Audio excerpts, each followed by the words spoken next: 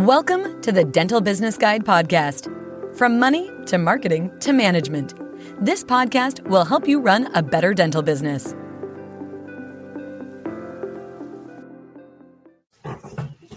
Right. Good evening, everybody. Okay. Welcome to our webinar. Okay. Lovely to see such a great turnout. I know the subject is tax, and usually we mention the word tax and people run a mile, but I actually know that people are very interested in this subject, making tax digital, and how it's going to impact individuals over the next few years. So we've had a really, really good sign-up rate, and I'm sure more and more people are going to be joining throughout the event, through the webinar this evening. My name's Aaron, okay, and we've got Natasha who's joining us shortly as well. I'll just add her to the screen in a minute. And it's great to be here today. Lately we haven't done many webinars actually at Samara, and we're going to start trying to do a few more webinars on a regular basis to educate and help our client base understand the issues around tax, around business, all of these things. So without further ado, I'm going to introduce you to Natasha, if I can get you on there. There you go, Natasha. Can you see yourself? Yeah? Yes, sir. Hi, Aaron. Hi. Good afternoon, sir. Hi, good evening. Yeah, how are you today, Natasha? You okay? I'm good, Aaron. I'm good. How are you? All good, all good. So, Natasha, just for everyone's benefit, where are you based in the UK? Where are you? So, I'm based in Lincoln. So, obviously, we are remotely. Okay. And I'm the accounting senior manager in Samara. I deal with the accounts, tax, and now the MTD. Correct. So, Natasha's been with us for a few years, and she's in charge of the whole accounting tax side of the organisation. And so if anyone, some of our clients who may be on this call, and anyone who does come on board at some point, you'll probably have some conversation with Natasha on your affairs. For everyone else's benefit, as I said, my name's Aaron. I have got some slides about this, but I won't show those slides. I'll just talk about it. I've had the lucky job of working with dentists for over 25 years. Okay. My first client was my wife. She's still my first client, so I'm still married to her. So that's a good sign. Obviously, we learnt a lot in helping my wife, but then we've literally helped hundreds of dentists, maybe even thousands of dentists over the last 25 years, whether they're individual associates or to whether they're group owners, to people who are selling, to people starting out. We've got the whole spectrum.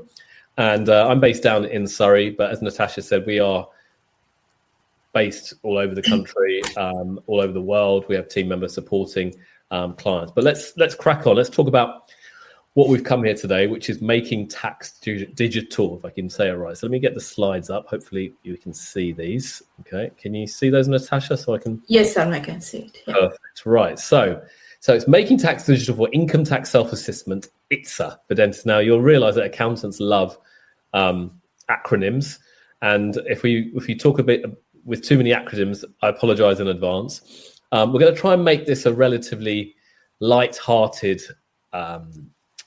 webinar. If you have got questions throughout the the time, please just drop them in the comments box, and we'll try and answer them as we go along. Or if not, just leave them to the end. Or if not, if you want to have a private conversation, we'll talk about how we can do that later. So let's crack on. So as I said, I've just myself. I looked a bit younger there, don't I? That was my 50th, actually, a few years ago. So I'm a few years older now. But as I said, I've worked with dentists for many years. We deal with hundreds of dentists across the UK. I'm a chartered accountant. I trained with PwC a long, long time ago.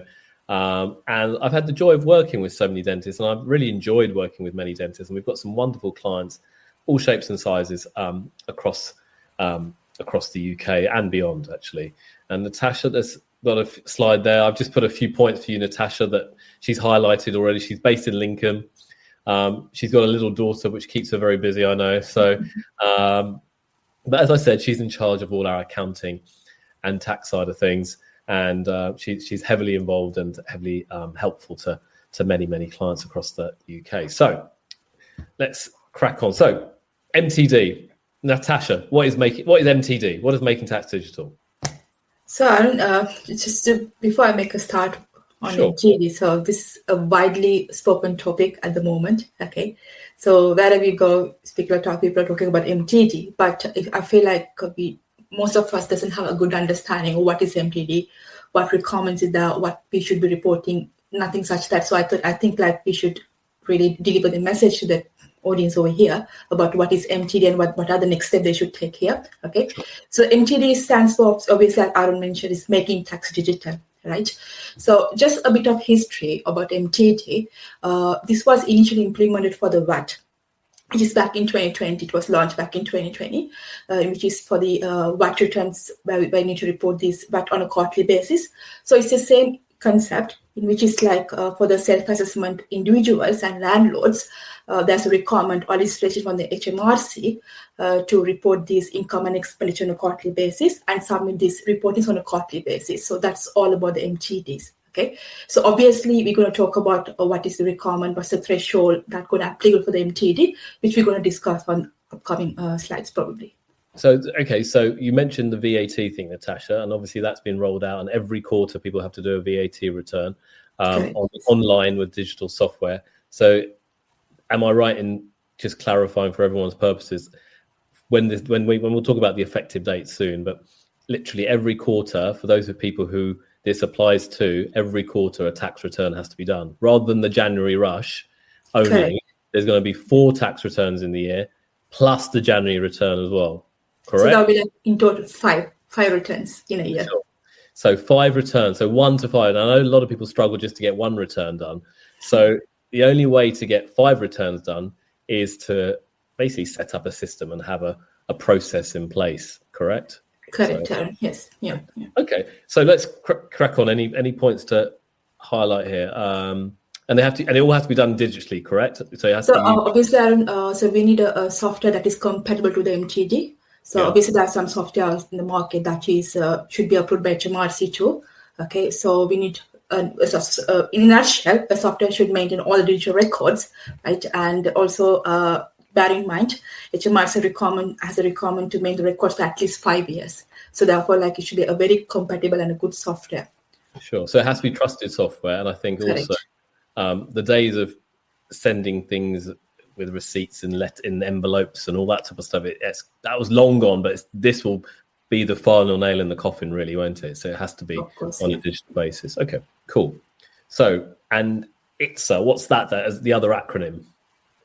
So that is for income for tax return self-assessment, right? Which is like, obviously, in a nutshell, so the self-assessment tax returns, okay? So that's what it stands for. So we use the ITSA just for these purposes. Sure. Okay. So I've kind of covered this here. Instead of a single to return, there are 4 returns plus the January return that has to be done. Okay. Yes. Actually, but one question that probably people are wondering, and no, I think there's a question here. Let me just get this right from an individual saying, do all dentists have to file VAT returns? No, not at all. Okay, just to clarify that. We're just saying that the Making Tax Digital system is like the VAT quarterly thing that was introduced in 2020. But now going forward, you as Making Tax Digital, as dentists, you'll have to file quarterly returns for income tax, not VAT. As you quite rightly said, dental services are exempt from VAT. So it has nothing to do with that. Just want to make that clear so there's no kind of misunderstandings. There's a question on that. But the one point to highlight here, though, Natasha, is what if they're asking us to do 4 returns and 1 final return, do people have to pay their tax quarterly? No, not really. At the moment, the requirement is just to submit the quarterly returns to HMRC. That's a requirement. You don't have to pay it. Yeah. Okay. All right. So that's an important point to understand, that you have to get organised, but you don't have to pay the VAT quarterly. Not VAT, the tax quarterly. Okay. However, I'm a cynic. I've been in this game for a long time. I'm pretty certain that at some point down the line, they'll be looking to get the tax paid quarterly. Why? Because the government is broke and they want cash coming in, which can ultimately feed our public services, etc. So, right. So why is it being introduced? Carry on, Natasha. So the purpose of introducing MTD is obviously to increase the accuracy. Okay. So from HMRC point of view, they want the individual self-assessment to focus on the business, right? Rather than getting the tax return submitted. So that's the main purpose why it aimed to be introduced by the HMRC. Okay. So therefore, like, the records will keep kept on a digital basis, and they don't have to worry about. So, for an example, if I give an example, Arun, so if the record's been maintained on a quarterly basis, the particular individual will know where they stand. What is my income? What's my expenditure? So that kind of help them to do better tax planning, to improve their business. So this is the ultimate purpose of why HMRC had to introduce such system. Okay. So you're right. As there's a phrase that I love to use, what gets measured gets done. Okay. So if you're measuring on a quarterly basis your performance, you can assess how you are, what you can do, and hopefully improve your performance as well. So that will only help you, but also it's a reporting mechanism, as Natasha said, for HMRC to perhaps collect tax further down the line. Okay, good. Right. Next slide, I can move it along. So what are the dates and timelines, Natasha? So obviously many of you might know it's going to start from next year, which is from April 2026, right? That is the start date for MTD. Okay, and in terms of the threshold, so just the benefit of you, obviously there's a pilot testing that's going on for 2025-6, which is not mandatory for all of you, right? So this is going to kickstart from April 2026. That's from 26-27 tax year. Okay, so talking about the threshold, right? So they'll be assessing based on the nearest tax return. Okay, for an example, or the most recent tax return. The most recent month. Okay, so for an example, in order to check if the person qualifies for the 26-27, the qualifying income will be taken from 25-26 tax return. Once this is submitted, HMRC will formally sending letter to the particular person to say you need to report this from this point onwards. Okay. So in terms of the threshold, Arun, obviously for 26-27, it stands as 50K, okay, for the landlords and individuals, right? And for the 27-28, that will be 30K. And from 28-29, it will be 20K. So just drop. So they're basically trying to capture more people as time goes on. So they're starting at 50K. Exactly. So okay, we'll come on to the specifics of what that 50K is involved, and 30 and 20K. Sure. But in essence, if you're working, like most of the people on this call today will be a dentist, so quite a few will most of you probably sit in the first year. But if you're or if you've been on maternity leave, you're not working that much, you may sit in a later year further down the line. Okay. Now this is, remember, only for people who are self-employed individuals or landlords. Okay. But if you're trading as a company, it might not be applicable. It depends how you're set up. But these variations will have to be looked into on a case-by-case basis. Correct, Natasha? Of course, Arun. So obviously not for the people who has a company, and for the partnership, doesn't applicable for them. It's at the moment just solely for the self-employees and also landlords. Those are the categories here. Okay, cool. So how will it affect everybody?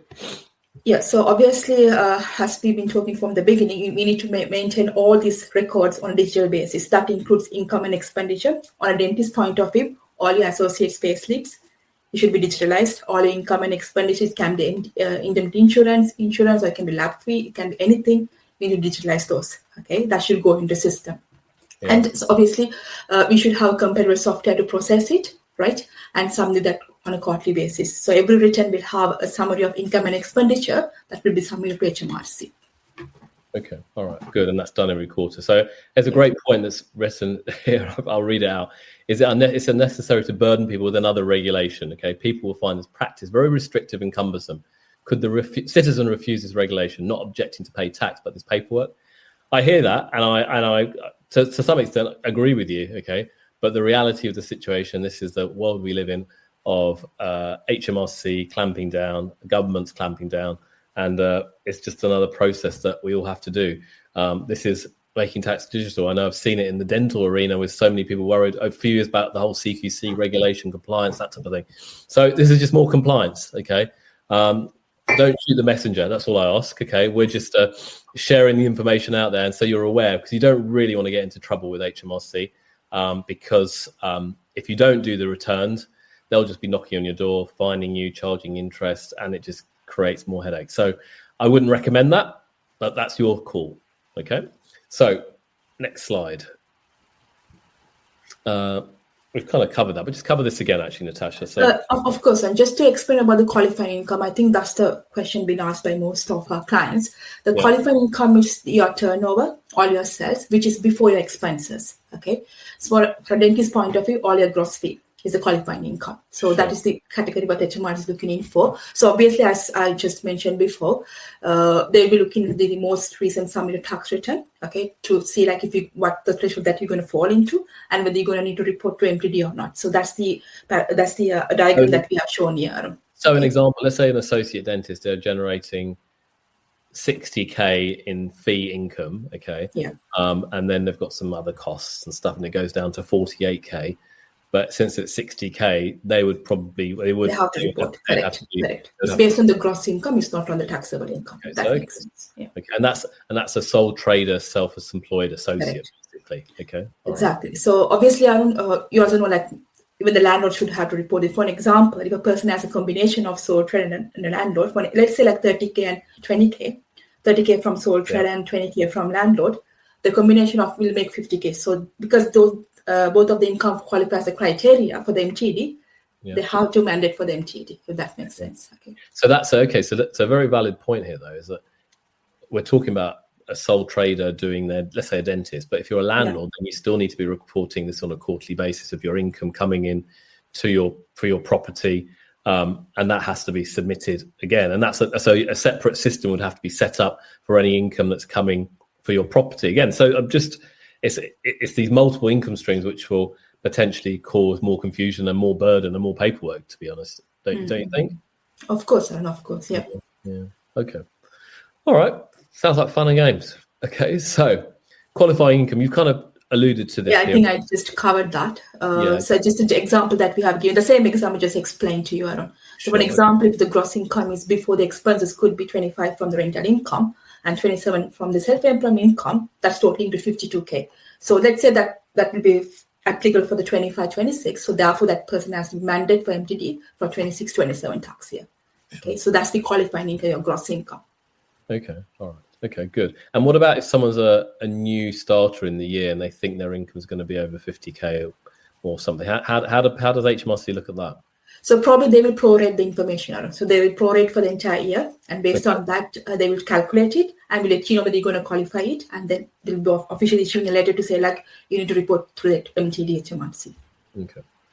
All right. Fun and games. All right.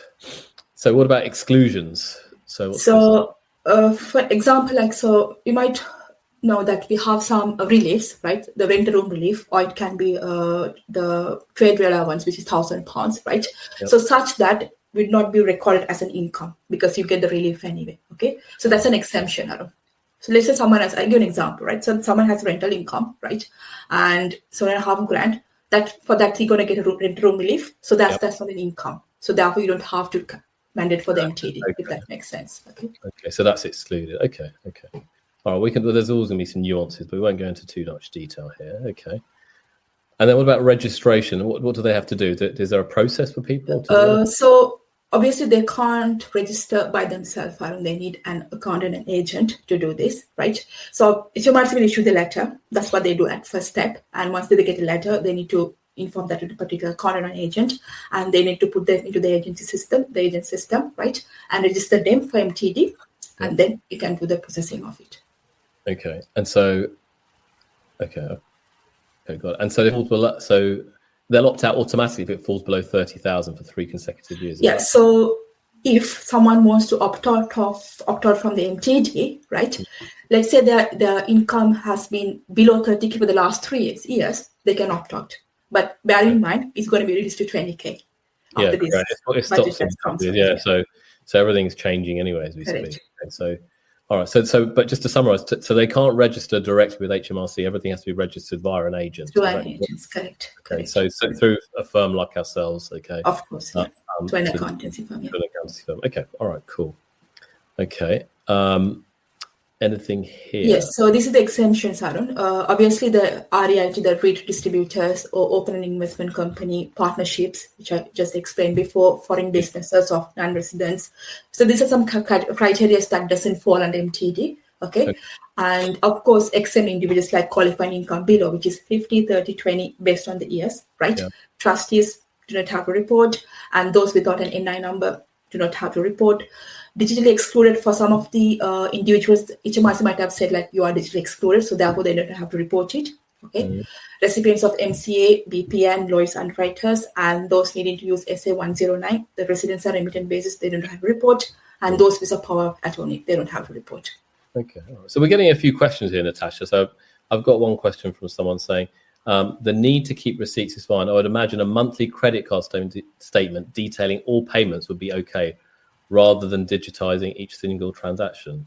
Yes, in an app. So usually we would not recommend having banks. Of course, that's fine. That's the worst case, I would say. Okay. Yep. For every transaction, it should be supported by an invoice or receipt. That is the correct way. Worst case, if we don't have it, but they can do it, they can highlight the particular transaction, the bank statement, and upload that to the system probably. Correct. But my view is, okay, you might have a credit card statement, but ultimately you want to, this is where some of the really practical points that have to be start thinking is that do you have a separate bank account for your business? Okay. We've met people over the years who have mixed their personal and business together. This is the time to get that organized, because this is going to be a nightmare otherwise for you and your accountants. Okay. In addition, I think, as Natasha said, you need to use software that's going to submit this thing into HMRC without minimal problems. So technically, that's what you'll need to include. So if you have got credit cards, and ideally that credit card should be just a company or business credit card that has business expenses. Otherwise, it's going to be a headache for everyone to do it, and ultimately more costly for anyone who's doing it. So the key things are to think of the system. What is the process I'm going to do? Silo your businesses. So what I mean by that, if you've got your sole trader dental bit, keep that all in one bank account, keep that all on one credit card. If you have a landlord or property business, keep that in one bank account, keep the expenses on one debit card, one credit card as well. That will just make your life a hell of a lot easier. And then it'll be much easier for you to report. And honestly, it'll be much cheaper for you to report, because the costs will be just higher with people like ourselves or any other accountants. Okay. So I hope that clarifies that. There's another question. What if you currently do your own self-assessment? What happens in that situation, Natasha? If someone's doing their own self-assessment but they qualify for making tax digital, they've been told by HMRC that they have to do making tax digital. What happens in that situation? So obviously, they need a software definitely to report this. Obviously, they need to sign up for it and have a software that is compatible with the making tax digital. But I would recommend seeking advice to an accountancy or maybe to an agent who's been registered with HMRC to make it better, okay? Because obviously it is advisable to go through an agency who's been registered with HMRC or accountancy firm, because there might be more updates coming. Legislation might change, so they keep them on top of it. It's always better. I think one thing to highlight is this is just the beginning, okay, of making tax digital. Remember now, we're talking here about income tax. We haven't talked about companies or anything like that. I'm not sure if anyone's picked up on that, but in a few years' time, there'll be the same process or similar thing will be happening for companies if anyone's running their business through a company. So this is the beginning of all these things. And so that's why we whether it's us or someone else, we can certainly help. However, one of the things Natasha did allude to is that we could help you get set up on making tax digital with the software. But then if you want to do the process month by month, quarter by quarter, year by year, I can't see that being a problem as long as you've been set up right and doing it correctly. But always keep someone in your back pocket to support you if you need it. Okay. So summaries and dates, just to quickly go through this. Sure. So obviously, as we explained before, we have to do 4 quotas and 1 return, so that's 5 returns in total, right? So the way the quota stands from April, May, June, that has to be reported by August. So likewise, that's 1 month and 7 days time period for you have some time to prepare it and submit it. So this is the quota that we have breakdown here. So April, May, June, July, August in a year, okay, for an entire year. Okay, so the key column here is the last column. The deadline. Exactly. Deadline. It has to be submitted. The first quarter has to be done by the 7th of August. The second one, November, February, and then May. So, okay, all right, got it. Okay. So what's this say? If trade commences on or after 6th of April, this is what you mentioned earlier, the whole prorating. That's exactly the same day, the start date for the entity. Yeah. Okay. So we won't dwell on this. It's a minor issue. Okay.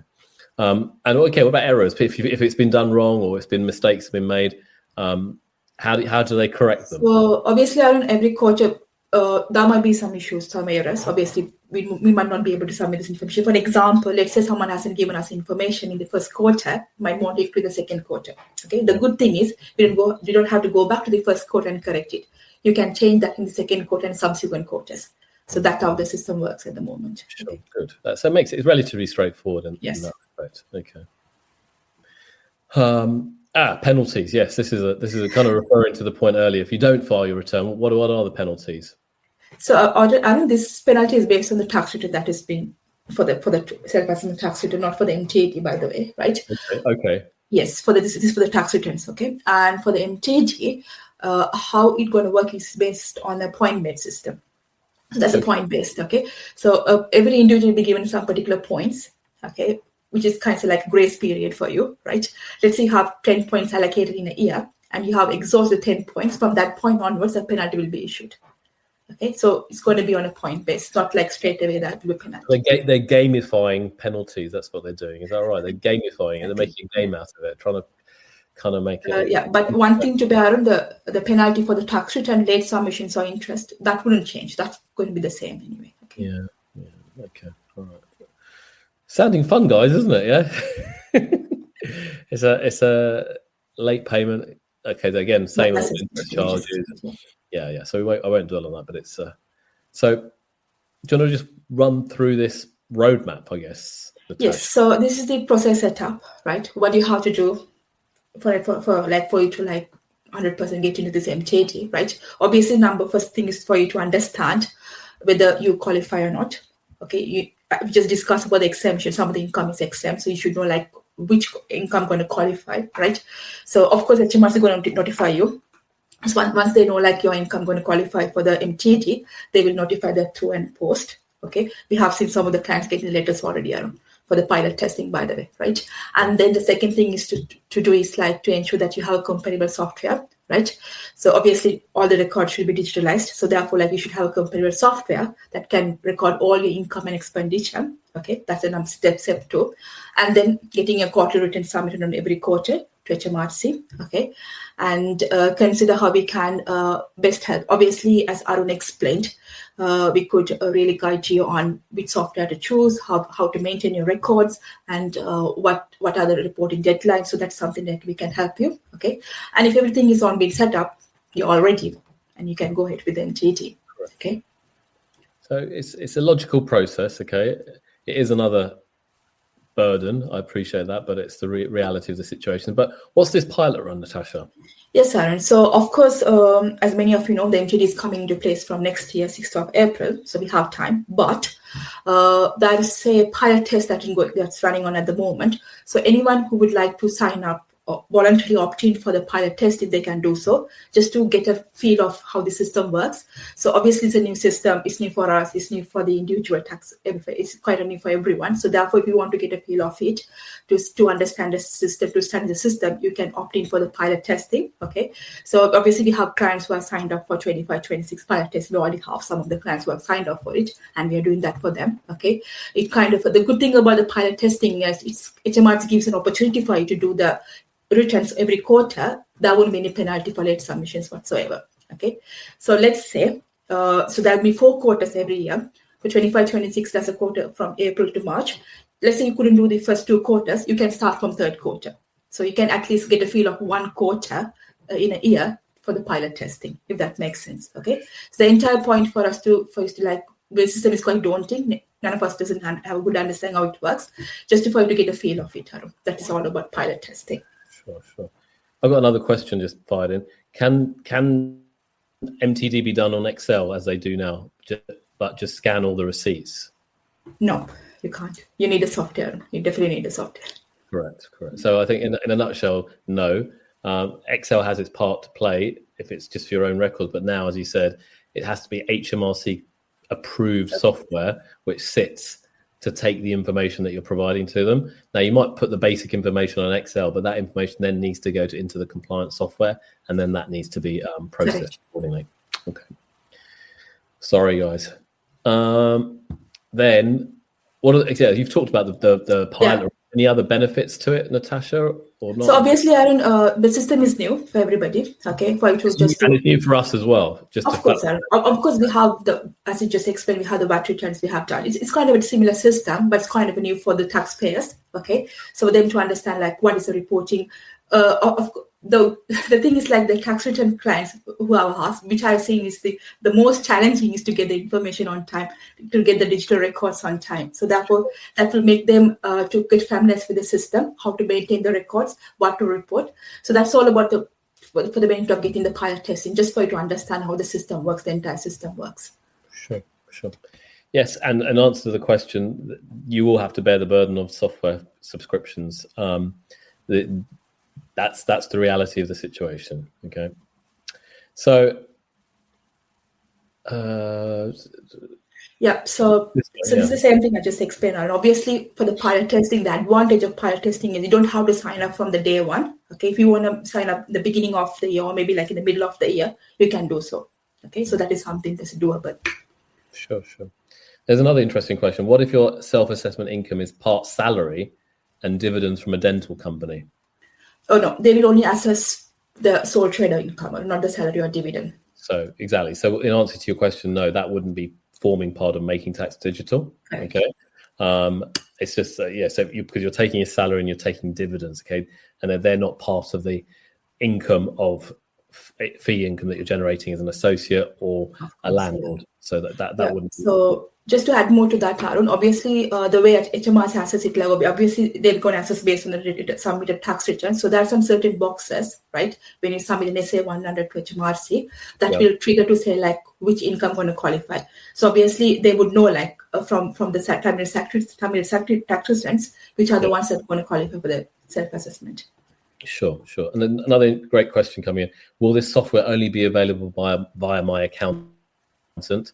In a nutshell, no. I'm pretty sure you probably could get software out in the marketplace, but your accountant can usually probably get better rates, okay, for them, and that's what we're doing. We work with a few software providers, and we're providing software setup, training, etc., for our clients, and we provide it since we buy in huge bulk. We can provide a better rate for our clients as well. So, but I'm sure you can find it externally as well if you look for it on somewhere. But we would only choose certain software that we think is reliable, and because there are lots of approved softwares that may link into HMRC, but as we all know in life, certain things are better than others, and you ultimately get what you pay for as well. So, in that respect, so eligibility. Yeah. So the pilot testing is available, but there are some eligibility criteria that you should meet in order for you to qualify for the pilot testing. Number one is you should be a UK resident, of course, and your personal details, you can be NI number, your UTR number, or your name should match with HMRC record. Any discrepancy will not allow you to qualify for the pilot testing. And you must have a national insurance number. Okay, you must have submitted at least one personal tax return to HMRC. Okay. The most recent return include sole trader and rental income. That's the criteria, obviously. That you should not have any payment plan with HMRC. So you have a payment plan to settle your outstanding liability with HMRC, you will not qualify. Okay. You should not cover any empty exemptions. These are the eligibility criteria. You should meet this criteria in order for you to sign up for the pilot testing. Okay. Yeah. Okay. All right. And so then a couple of questions here. Would the software run on a tablet or would it need a computer? I'm pretty sure you can probably run it. Most softwares on a tablet. Most softwares compatible with phone. They're all. You can probably do it on your phone or tablet. Yeah. You'd have to check it out, but I'm not sure. And is there a list of software that HMRC has said that's compatible, Natasha? Yes, we do have it. So what we can do is you can just go and type in to say like HMRC-approved MTD ITSA softwares. So that will give you a list of softwares. But it's always advisable to check with someone who has got knowledge, because obviously not all the softwares might be that good. Okay, you need to test it. Yeah. What we'll do after this call, we will email people tomorrow or later in the week with the list of software. Okay, so you at least have a you can look at it and you might decide you do it yourself or whatever. Okay, that's fine. But if you need any help, we can certainly help. Okay. So in a nutshell, impact on dentists. This is the 99% of the people listening today. What do you want to summarize? This is kind of summarizing what we've talked about. Of course, so the same thing. Obviously, anyone who qualifies for more than 50k of turnover or the gross income they need to report to MTD, and you need to maintain records or digital records on income and expenses that include all your expenditures, like can be receipts, so any sort of things, right? And you need to submit the quarterly updates to HMRC via MTD compatible software. Increase administrative workload. Obviously, the workload is quite going to be high from our side, because initially we were just doing only one tax return. Now when you do like 5 returns, it's kind of a high workload from our side. So of course, additional cost for the software or maybe support software, something like an accountancy suffice. And it kind of encourage more for financial and tax planning, as I explained at the beginning, right? When you know that your position on a quarterly basis, it's kind of quite transparent for you to understand like what's your tax position, or maybe like how you can employ your business. So it's kind of benefit on that point of onwards. Okay, all right. So it's going to hit the vast majority of dental associates who trade as a sole trader, in my experience, okay, over the years, by that. And then how can we help, Natasha? Okay, well, obviously we can help with the entire MTD process. Okay, and we can help with selecting the MTD compliant software that is been approved by HMRC, number one, right? We can provide training support to see like how we're going to use the software, because that is something kind of I feel like from our client point of view, they kind of lack knowledge in terms of how to use the software. So therefore, like we can train you and give some ongoing support to use the software to maintain the records, okay? And we can do the quarterly submissions and also the final year submissions to HMRC, okay? And we'll make sure that clients comply with the MTD ITSA requirement as per HMRC legislation, because that keeps on changing, okay? And we can provide reminders in terms of what is the penalties, interest charges that may apply for non-submission or non-payment, okay? And of course, our tax planning service as part of the MTD. Okay, cool. And I think if that's the last point's really interesting or important. I think quite often many people just talk to their accountant once a year and just get their accounts done or tax return done in January, okay, and then they wait another year and do it again. This way, there's increasingly more touch points with the accountant, okay, throughout the year, which then offers the opportunity for you to have conversations with us or with your accountants, okay, because if you're doing a quarterly return, as you said, we can see opportunities. Oh, maybe you should be looking at putting more into a pension or putting more into something else, okay, to lower your tax liabilities. So I think whilst there's definitely an increased administrative burden with this, okay, there could be opportunities as well. And I think that's a really important point to just get across here. Let's just get to the last slide or so. So if people need help, what do they need to do? So you can book a call with Tarun for me. Obviously, we can share the link with the people over here on for the meeting link. Yeah, and you can contact by the call or email, or maybe book a meeting with us. Yeah, I'll just share this link in here. If I can find where it's all gone. Maybe. Sorry, where's everyone gone? I've lost the tab that I was talking to. Sorry. Can you still see me? Yeah.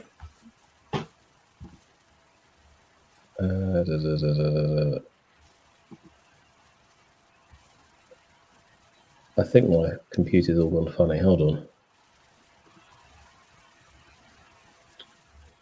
Bear with me a second, everybody.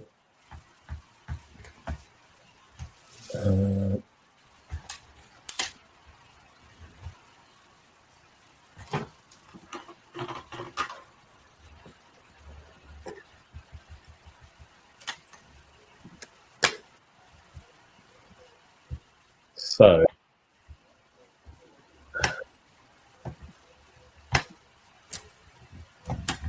think that's here.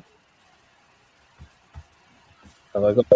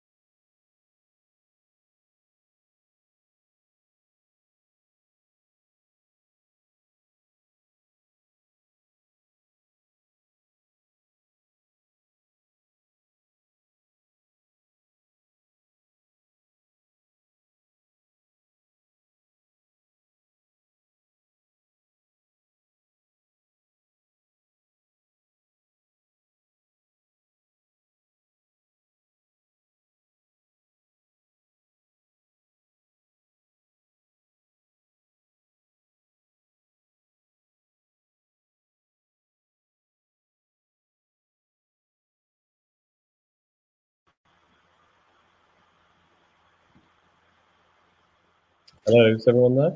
Sorry Yeah. about that, everyone. The wonders of modern technology. I thought I was being clever and it didn't really work. So we had we've kind of summarized all those slides. I was going to share a link, actually. That's what I wanted to do. If I can get this fitted on the page.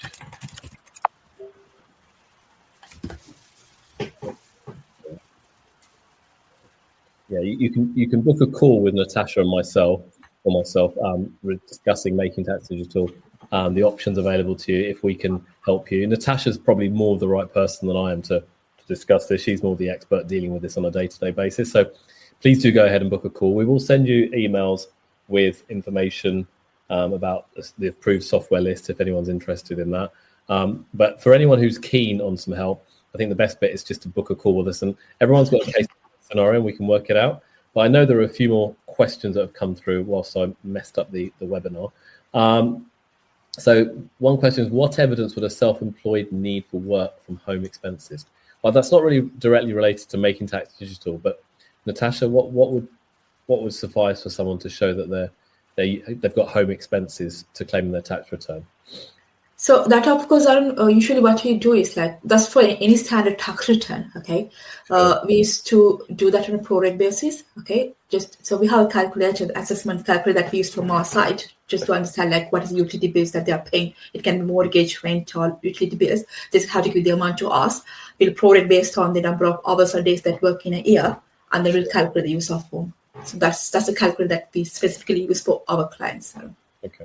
And there's a couple of questions which seem to be similar here, but effectively, the answer to the questions that they're asking, when do you actually start? And it's actually from April 2026 you start from, okay? So the records start from April 26 and then you start reporting on a quarter-by-quarter basis, okay? In your opinion, what percentage will the accountancy fees increase for Making Tax Digital? Honestly, it's difficult to know, okay? There will be an increase, but the increase will be smaller if you use the right software, if you get organized, and it's done in a systemized manner, okay? If it's a bit scrappy and it's a bit all over the place, I can guarantee the fees will be higher, okay? So we'll assess it on a case-by-case basis. Any other questions from anybody else this evening? We've been talking for about 45 minutes, so any last questions? No? Natasha, any last comments to say or to say anything to anyone? No, of course. And so I would like to thank everyone here who's been presented for the webinar. Thank you so much. Obviously, as Arun explained, you need help, maybe it's entity filing or softwares, please do reach out to us, okay? We'll share the contact details with you, so you just can book a call with me probably. Okay? Yeah, absolutely. Please do reach out. There's a couple, actually a few more questions that have come through actually. It's going back to that 50K limit. If they're taking salary and dividends. No, so if you're taking a salary or dividends up to 50K, this wouldn't be Making Tax Digital required at this stage. Remember, it's it's a sole trader business, okay? If you're generating fee income as a sole trader, or if you're a landlord, okay, that's what Making Tax Digital specifically applies. In terms of software that we're pushing, there's a couple of softwares. I'd rather just we'll talk to clients on a case-by-case basis because each software will be different for each client. So I don't want to say a specific one, but there are the big brands out there that do this, okay? And we might use the big brands, but sometimes we might just use the something simpler and lower cost as well. Okay, wonderful. Thank you for your time, guys. Appreciate it's a Tuesday night. You want to probably get away from talking about tax and have some dinner or do something more fun. But again, if you need any help, please do reach out, contact us and book a call, and we'll be here to help. Thank you. Thank you, everyone. Thanks. Welcome. Cheers. Bye.